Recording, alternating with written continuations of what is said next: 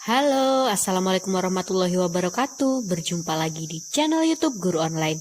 Baik, dalam video ini kita akan melanjutkan tentang pembahasan kompetensi teknis juga, masih tentang pedagogik juga, tetapi pembahasannya tentang soal-soal penilaian. Nah, soal-soal penilaian ini penting ya, jika berkaca dari tes CPNS yang baru saja dilaksanakan. Soal-soal tentang penilaian ini banyak sekali yang muncul dan tidak menutup kemungkinan di soal-soal seleksi P3K juga akan muncul tentang penilaian ini.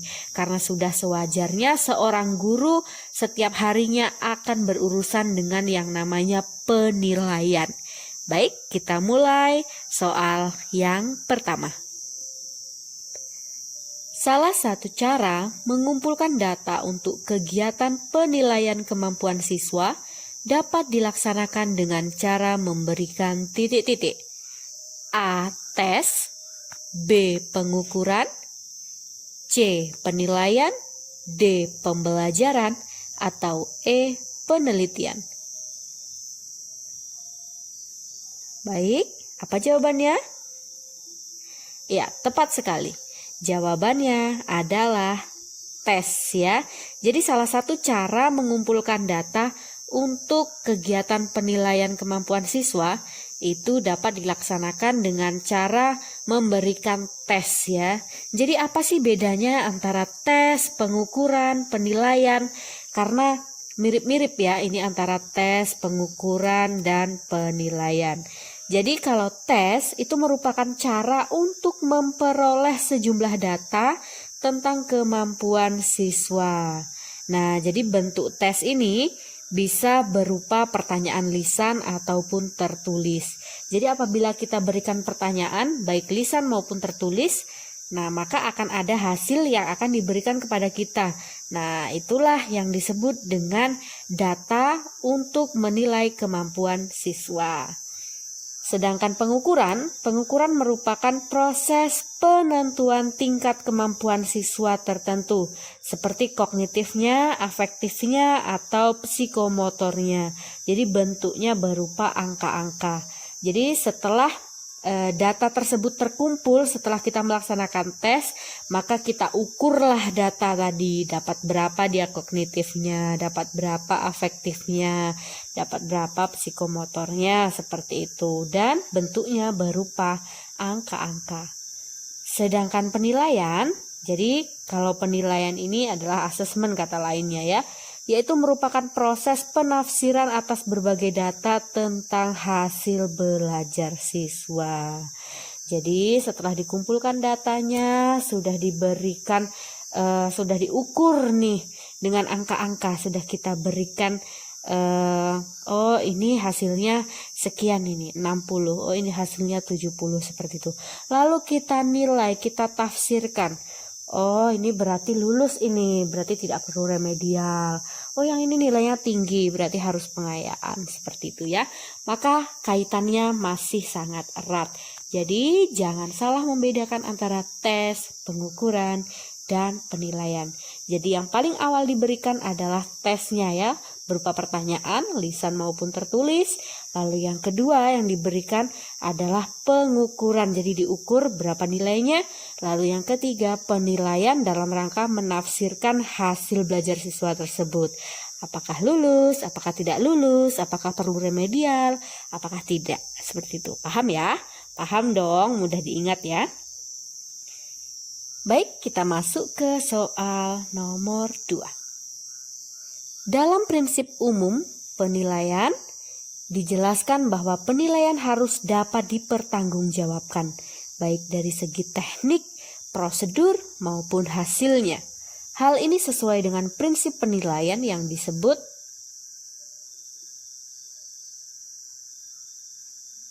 baik, apa kira-kira?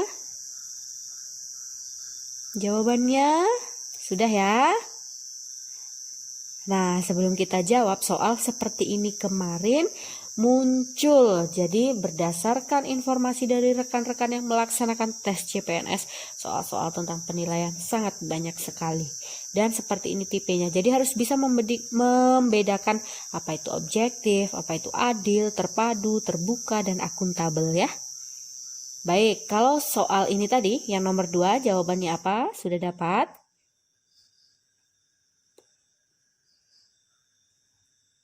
Iya, benar sekali ya. Jawabannya adalah akuntabel. Nah, jadi dalam prinsip penilaian, penilaian tersebut harus dapat dipertanggungjawabkan, baik dari segi tekniknya, prosedurnya, maupun hasilnya. Inilah yang disebut prinsip penilaian harus akuntabel. Nah, kalau objektif apa? Objektif itu penilaian harus didasarkan pada prosedur dan kriteria yang jelas. Jadi tidak dipengaruhi oleh subjektivitas penilai. Jadi kita harus menilai benar-benar, misalkan ini pembelajaran menggambar. Jadi harus benar-benar kita nilai dari objek yang digambar. Jadi gambar dia ini hasilnya berapa. Jangan dilihat dari siapa orang yang menggambar ya. Baik. Yang kedua, adil. Adil di sini artinya penilaian tidak menguntungkan atau merugikan siswa. Jadi harus adil ya, nggak boleh merugikan salah satu pihak. Lalu yang ketiga, terpadu. Artinya penilaian merupakan salah satu komponen yang tidak terpisahkan dari kegiatan pembelajaran. Jadi harus ada kegiatan pembelajaran terlebih dahulu baru dinilai. Jangan langsung misalkan ini dalam pembelajaran daring ya, tidak diberikan materi, tidak diberikan video pembelajaran yang jelas, tiba-tiba langsung kasih soal aja, kasih soal, kasih soal, kasih soal. Tidak seperti itu artinya tidak terpadu.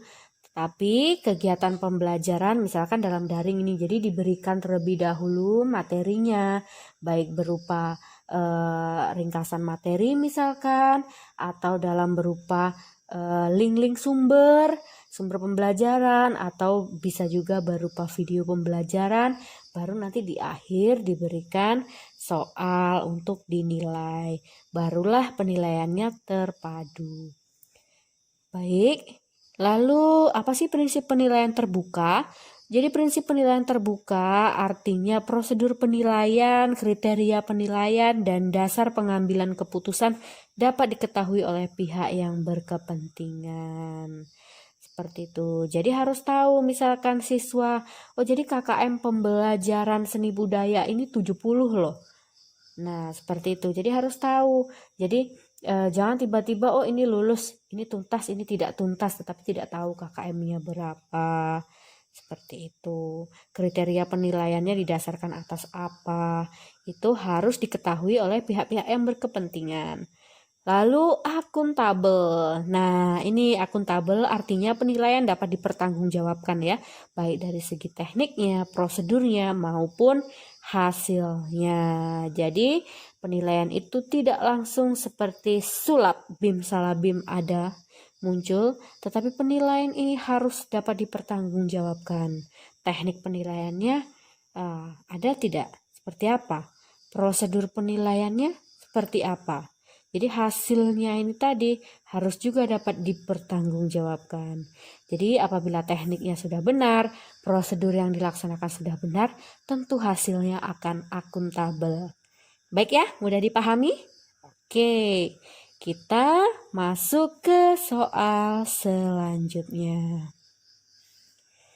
Baik, ini ada urutan tahapan dalam sebuah penilaian. Jadi ketika kita akan melaksanakan penilaian itu ada urutan-urutannya atau tahapan-tahapannya yang benar. Jadi ini sudah diacak ya. 1. Penafsiran, 2. Perencanaan, 3. Pengolahan data, 4. Pengumpulan data, 5. Penggunaan hasil penilaian. Jadi urutan tahapan dalam sebuah penilaian yang tepat adalah, nah apabila dapat soal diacak seperti ini, tipsnya cari yang memang tidak bisa dipisahkan. Kira-kira mana yang tidak bisa dipisahkan?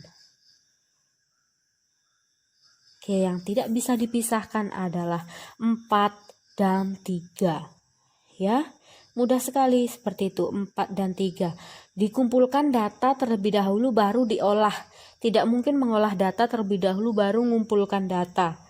Ataupun tiba-tiba menafsirkan baru mengumpulkan data. Apa yang ditafsirkan? Maka yang benar-benar tidak bisa dipisahkan adalah 4 dan 3. Mana kira-kira di pilihan ganda ini yang 4 dan 3 tidak bisa terpisahkan? Nah, sudah mengerucut ya. Berarti antara C dan D. Yang mana kira-kira? Baik, sudah ada bocorannya. Antara C dan D. Baik, benar ya. Jawabannya adalah B. Jadi tahapan dalam sebuah penilaian itu tahapan-tahapannya yang pertama ada perencanaan. Jadi perencanaan ini berisi kegiatan merumuskan tujuan penilaian itu apa. Lalu penetapan aspek yang akan dinilai itu apa, metode penilaiannya seperti apa, alat penilaiannya harus dipersiapkan, kriteria yang dipergunakan juga apa, harus ada acuannya. Lalu baru penentuan frekuensi pelaksanaan penilaian. Jadi kapan mau dilaksanakan juga harus jelas. Itu harus tergambar di bagian perencanaan. Lalu di bagian yang kedua adalah tahapannya setelah perencanaan ada pengumpulan data. Nah, baru setelah semuanya direncanakan dengan baik, baru kumpulkan data tersebut. Kan tadi alat yang digunakan untuk menilai sudah ada, maka sekarang kumpulkanlah datanya. Jadi kegiatan pelaksanaan penilaian, pemeriksaan hasil penilaian atau lembar tugas dan pemberian skor itu masuk ke kategori tahapan pengumpulan data. Lalu yang ketiga, setelah dikumpulkan datanya, diolahlah data tersebut. Lalu yang keempat baru ditafsirkan, dan yang kelima baru kita gunakanlah hasil penilaian tersebut. Jadi tujuan kita tadi apa di awal? Nah, kita gunakanlah hasil yang sudah jadi tersebut. Ibaratnya ya sudah, ini sudah hasilnya sudah ada, ya kita nikmati. Ibaratnya kita sudah bekerja, ini sudah merencanakan, sudah mengumpulkan data, sudah mengolah data, sudah kita tafsirkan, dan sekarang kita gunakan hasil penilaiannya. Jadi seperti itu ya tahapan-tahapannya. Baik ya, kita lanjutkan ke soal berikutnya. Berikut ini langkah-langkah dalam menyusun kisi-kisi kecuali. Ingat ya, ini adalah kecuali. A. Merumuskan indikator pembelajaran atau penilaian. B. Menentukan jenis penilaian yang relevan dengan indikatornya. C. Merumuskan indikator pencapaian soal berupa ilustrasi terkait dengan isi soal atau tugas yang akan disajikan. D. Mengembangkan soal atau tugas agar berbeda dengan indikator pencapaian soal. E. Membuat kunci jawaban. Baik, silahkan dipahami terlebih dahulu sebentar. Apa jawabannya kira-kira?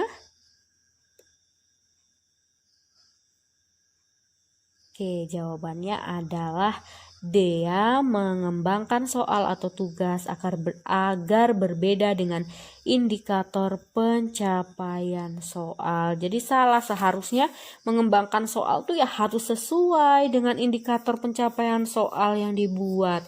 Tidak boleh melenceng ya. Nah, ini rangkumannya. Jadi untuk menyusun kisi-kisi, langkah yang harus dilakukan guru yaitu yang pertama merumuskan indikator pembelajaran atau penilaian, yang kedua menentukan jenis penilaian yang relevan dengan indikatornya, yang ketiga merumuskan indikator pencapaian soal berupa ilustrasi terkait dengan isi soal atau tugas yang akan disajikan, yang keempat mengembangkan soal atau tugas sesuai dengan tuntutan indikator pencapaian soal, dan yang kelima jangan lupa membuat kunci jawaban. Baik, paham ya? Paham. Baik, dan semoga mudah dipahami agar membantu rekan-rekan semua untuk mempersiapkan diri dalam melaksanakan tes P3K. Jangan lupa subscribe supaya tidak ketinggalan soal-soal berikutnya. Baik ya, wassalamualaikum warahmatullahi wabarakatuh. Jangan lupa subscribe.